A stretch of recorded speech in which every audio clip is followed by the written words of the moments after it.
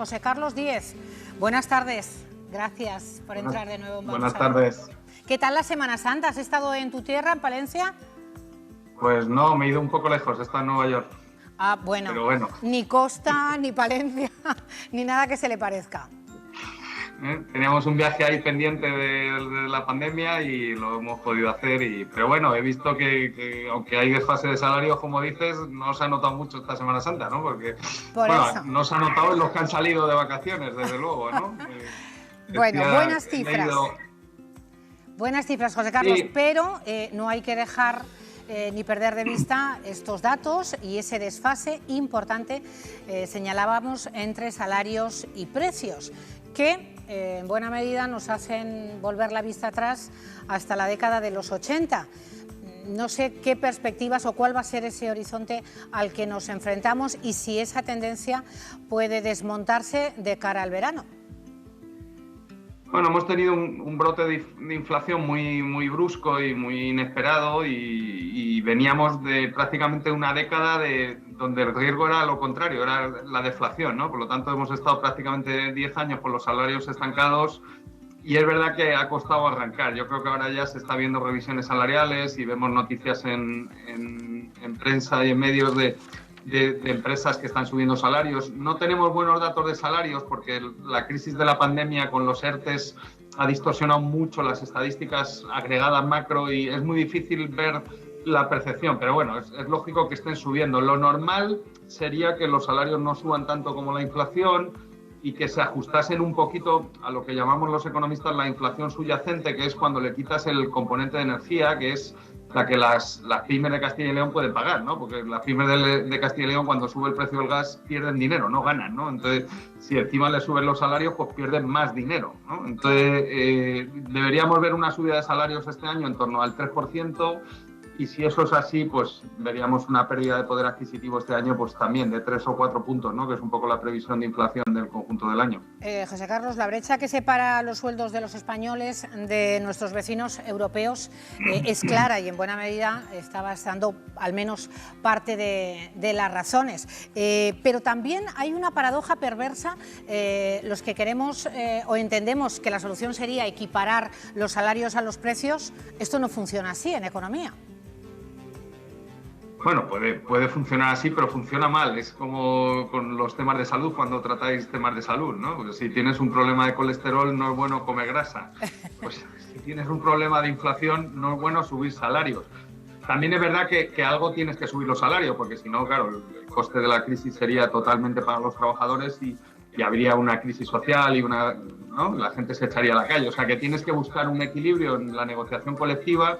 Lo que no puedes o no deberías, que es lo que pasó en los años 70 y que es lo que puede complicar la crisis y alargarla mucho y acabar generando desempleo, que le acaba afectando a los trabajadores también, no a todos, pero a una parte importante, es intentar compensar la subida de precios que no se queda en España y que se va fuera de España, ¿no? Por ejemplo, la subida del precio del gas principalmente se beneficia a Argelia y Qatar y Rusia y los países que nos exportan gas, Estados Unidos.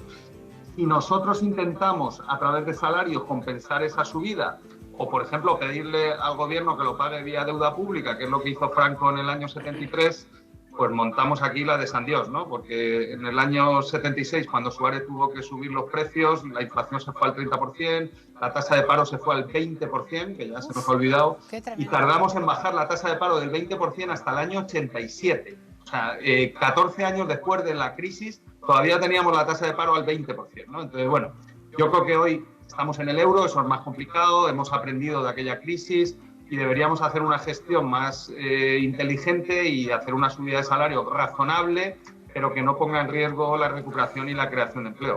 Algo muy breve, porque además tengo a dos contertulios que están deseando de preguntarte cuestiones. ¿Qué pasa con el tipo de interés, con el Euribor? Como estamos en la Unión Europea, ¿esto también va a hacerse de forma prudente o nos vamos a llevar las manos a la cabeza? Sí, yo creo que si lo hacemos bien y no cometemos los errores que hemos dicho y estando dentro de la Unión Europea y sobre todo de la eurozona con Alemania, que es un sitio como muy estable, ya lo fue en los años 70, si los salarios no se desbordan, deberíamos ver subidas de tipos de interés razonables. El Euribor ya ha empezado a subir muy poquito, pues podríamos ver el Euribor el año que viene en torno al 1 o el 2%, ¿no? Sería un escenario razonable. Si empezamos a ver subidas de salarios... José Carlos, decimos aquí en plato, uf. Un 2 es mucho, ¿eh? Un 2. Sí. Bueno, pero si los salarios te suben un 3% y el tipo de interés es un 2, sigues pagando menos, ¿eh? O sea, en términos de tu salario, eso es un tema que los economistas llamamos ilusión monetaria, que cuesta ver, yo lo entiendo. Pero bueno, no puedes pedir una subida de salarios del 3 y que el Euribor esté negativo. Todo en la vida no. Sí. Todo en la vida pero no puede ser. Si nos pasamos de salarios a nivel europeo, esto se va a determinar a nivel europeo, pues, vamos, no me quiero poner muy dramático, pero los tipos de interés en el año 80 en Estados Unidos llegaron al 23%, ¿no? No creo que vayamos a llegar ahí. Yo recuerdo al 16, al 14 estaba yo, sí. Sí, una pregunta, ¿qué tal? Buenos días.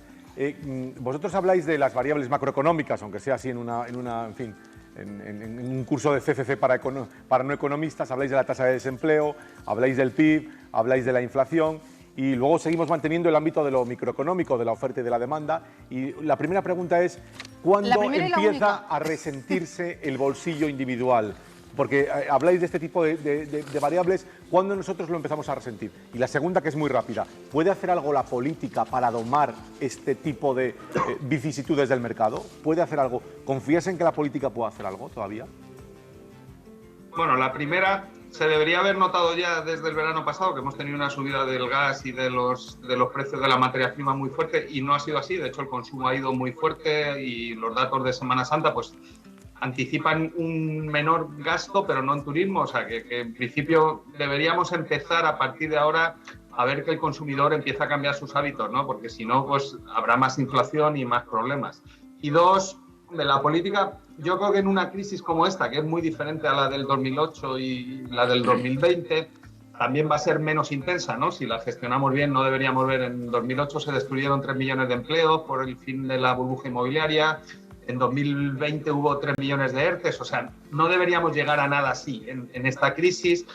La política yo creo que puede hacer menos, o sea, no equivocarse que hacer, ¿no? Si empiezas a generar distorsiones, como todo el tema de subvención de los carburantes, ¿no? Si tenemos un problema de inflación y hay exceso de consumo, que es lo que está pasando a nivel mundial, y le bajas el precio a la gasolina, pues la gente se va más de vacaciones, ¿no? Y entonces hay más inflación, que es lo que habrá pasado esta Semana Santa seguramente.